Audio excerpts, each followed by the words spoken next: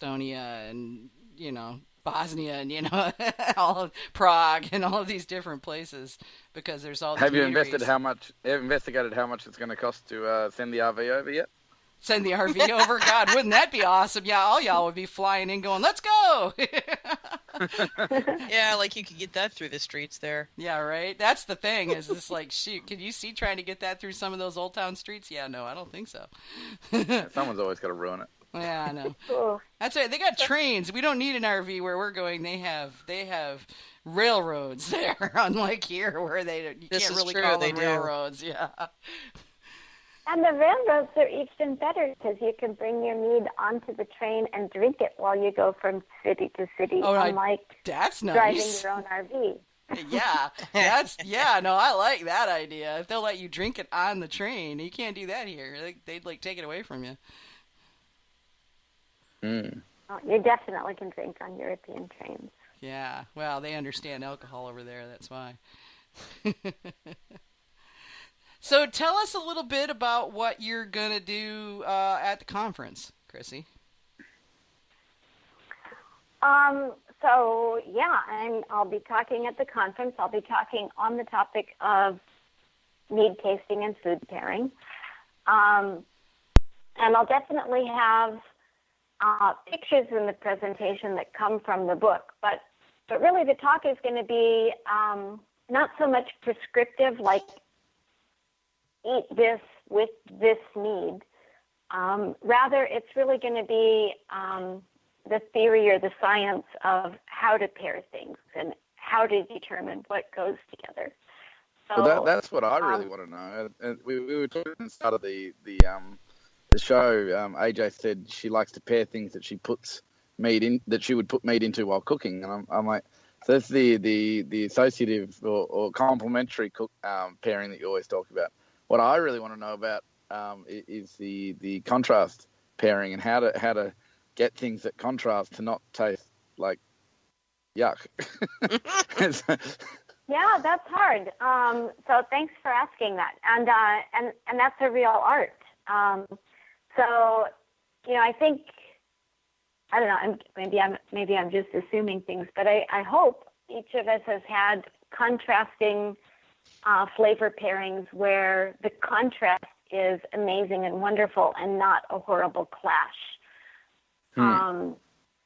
So there are a lot of examples of this. For instance, and sometimes it's easier to think of it even taking the alcohol beverage out of the picture and just talk about contrast separately. So for instance, when you have fish and chips, for example, right? And you've got the white fish that's a fairly bland flavor, but it's got a lot of fat because it's been deep fried, right? And then we either squeeze some malt vinegar or some lemon on top of it, or some people like tartar sauce, which is very acidic and has a very sharp flavor from the pickles in it.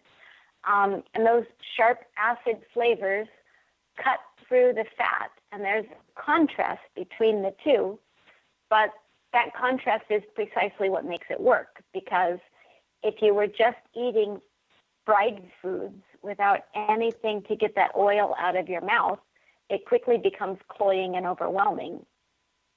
And on the other hand, if you were just sucking on a lemon all day, you can't do that either, right? So you need the fish with its oils to sort of replenish the oil and the moisture in your mouth so that you can handle another tart suck on the lemon. So that's an example of a contrast.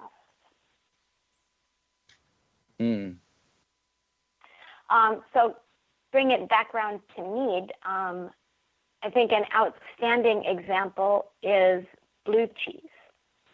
So on a cheese plate, a classic condiment for blue cheese has always been honey. And for at least decades, maybe longer than that, when you bring the blue cheese out, it's traditional to drizzle it with honey. And so that's a clue that may work well with mead, right? Anything that works well with a drizzle of honey is likely to work well with mead. Cornbread would be another example, right? So cornbread is great drizzled with honey. Oh, yeah. And corn and mead are two flavors that are always going to work well together, almost no matter how you do it. So similarly for blue cheese, it's strong. It can be high fat or dry, but it's got this funky flavor, and the sweetness and the honey flavors of the mead just balance it out perfectly, even though it's a big contrast. And it works both on a cheese plate when you've just got a block of blue cheese, but it also works, for example, if you have a steak with blue cheese, like a blue cheese sauce on the steak, that's going to be great with mead.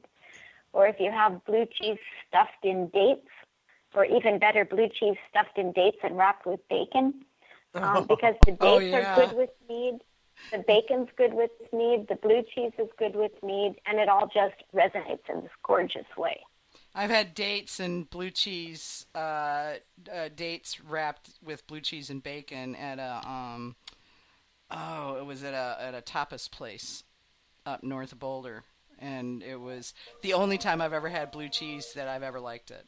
I'm not real fond of blue cheese generally, but that was amazing. It was an utterly amazing thing. I could have sat there and ate that all night long. Yeah, well, my most surprising contrast that I've come up against lately was apparently it's very common in Italy to have prosciutto with rockmelon or cantaloupe. And to me, those two flavors are just so different. Oh, that would be good. No, that would be yummy.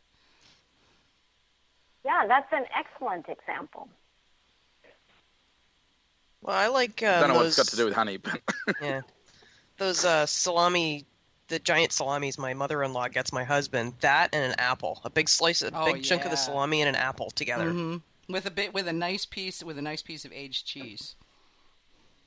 Now you can keep the aged cheese, but the apple, the acidity from the apple cuts the grease from the sausage really nicely. Yeah. And I guess the sweetness and the salty are complementary. Yeah, and that actually is a great example. So you can take those kinds of examples that you already know, right? Sausage and apples, or pork and apples, pork chops and applesauce. I mean, pork and apples in almost any combination are just classic. They go together in dozens of ways.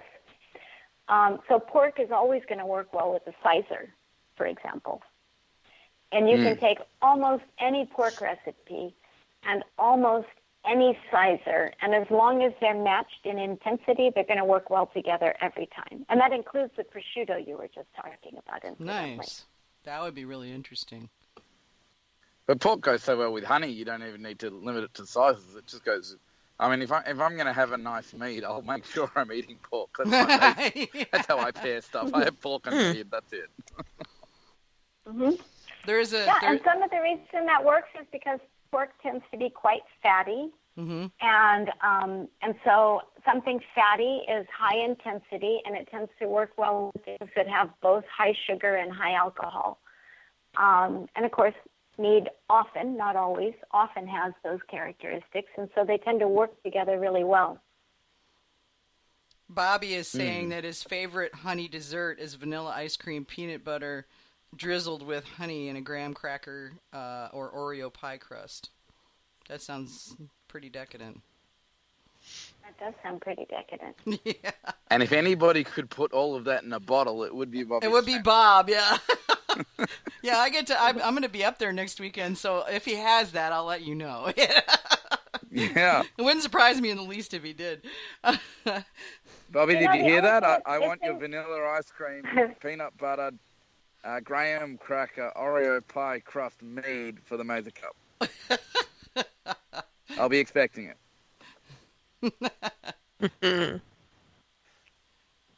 And if you had a dessert with all those things in it, the only thing missing would be chocolate. And Stackhouse Meadery in New Hampshire makes a beautiful chocolate mead. They do. Actually, their chocolate mead was on the top 100 spirits of the world list a couple of years ago. Oh, my. It was, yeah. And that chocolate mead is just lovely. It's not too sweet, which is one of the things I really, really like about it. But it has this just intense pop of chocolate flavor. So if you're putting it with, for example, a peanut butter pie or vanilla ice cream, or almost anything that you could pair chocolate with. You can use the chocolate mead instead of chocolate in the recipe and still get that compatibility of flavor. Yeah. Yeah, that would be good. Well, okay, so one of the things I make at Christmas on some years when my family asks for it is bourbon chocolate pecan pie, which is, yeah, it's basically it's a pecan pie, but I add in, and this is an old Southern recipe, but I add in, I use Belgian chocolate. I have a big bag of Belgian chocolate that I hoard for just this. This is the only thing it gets used for. And I put Belgian chocolate in it, and then you add some bourbon to it, and you just basically cook it up in regular pie crust, but it's like beyond decadent. I mean, one teeny tiny little sliver of this stuff, and I served it to my mother-in-law one time, and she looked at me, she snarfed down her piece, looked at me, and said, "Never make this again." Which is not what she really meant at No, all, of course was it? not, yeah. But yeah, it's very good. It's very, very good stuff. But I mean, I could totally see that with, yeah, I would almost want to have that with a capsicum. Like, probably only a chipotle level, though. It would want to be a mild one, but I'd want something with spice, because that is super sweet, and I think a spicy mead, a semi-sweet spicy mead, would be perfect with it. Yeah, I could see that. Yeah. When you've got bourbon in the food, I think an oaked mead, and you know, a lot of people are making meads now aged in previously used barrels, not just in virgin barrels. Mm-hmm. So if you've got a bourbon barrel that's now been used to age a mead or a sizer, for example, you get those bourbon and smoky, oaky flavors in the mead. And I bet that would go really great with the bourbon and pecan flavors, too. It would, yeah. Bobby mentioned earlier that I need to get apple pecan pie with vanilla from a bourbon barrel. It's like, yeah, I know. In fact, I'm drinking tonight, Melavino's Southern Apple, which is aged in either a bourbon or a whiskey barrel. He doesn't say. He just says a quote-unquote Southern barrel. You know what I mean.